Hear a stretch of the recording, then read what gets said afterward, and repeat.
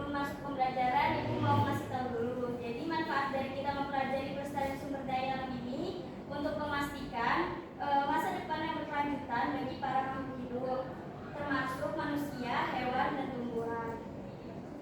Oke, selanjutnya kita masuk ke pembelajaran. Jadi Ibu minta kalian untuk membuat kelompok yang berisikan 2 orang. Dan dari masing-masing kelompok akan Ibu berikan lembar kerja, berisikan gambar kerusakan sumber daya alam. Lembar kerja tersebut akan kalian amati.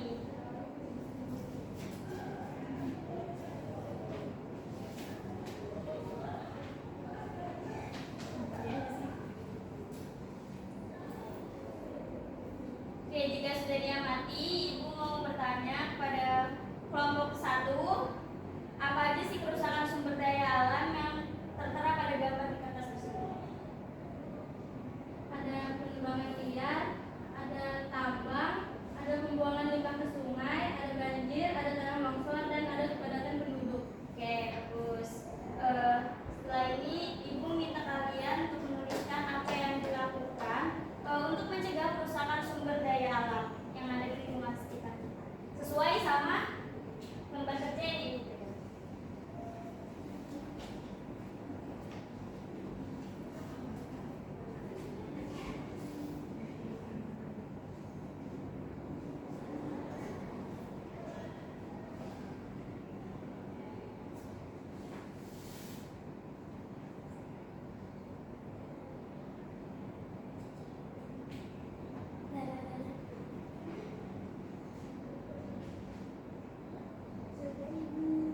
Udah ya? Oke, sekarang Ibu mau menunjukkan video pembelajaran mengenai pelestarian sumber daya alam. Mohon disimak ya.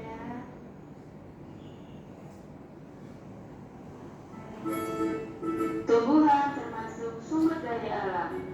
Sumber daya alam ini tidak akan habis selama kita manusia bisa memanfaatkannya dengan bijak dan turut melestarikannya.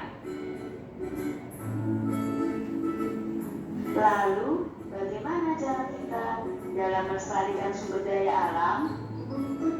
Tahukah kalian apa itu sumber daya alam? Manusia bergantung pada sumber daya alam untuk memenuhi kebutuhan hidupnya sehari-hari. Kita memerlukan tumbuhan dan hewan sebagai bahan makanan. Manusia memelihara sapi untuk diambil susu, daging, dan kulitnya. Tenaga sapi juga dapat dimanfaatkan untuk membajak sawah. Selanjutnya Ibu minta masing-masing dari kelompok kalian untuk presentasi ke depan untuk menyajikan hasil diskusi. Jadi Bu, oke.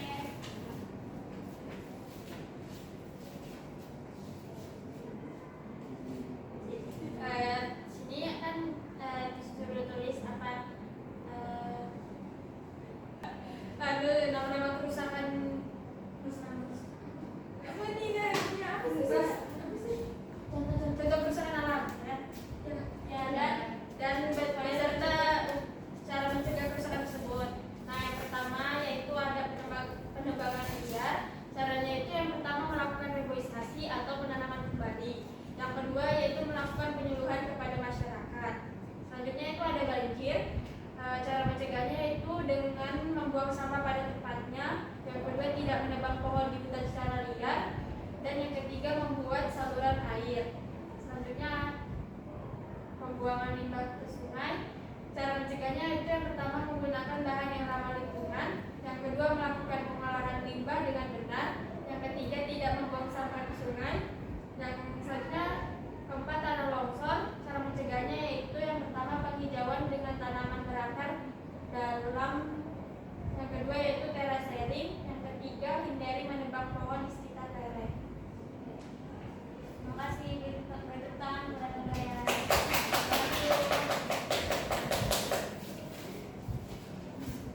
Oke, sekian pembelajaran hari ini. Siapa yang bisa menyimpulkan tentang pembelajaran hari ini? Pada Rati, silahkan.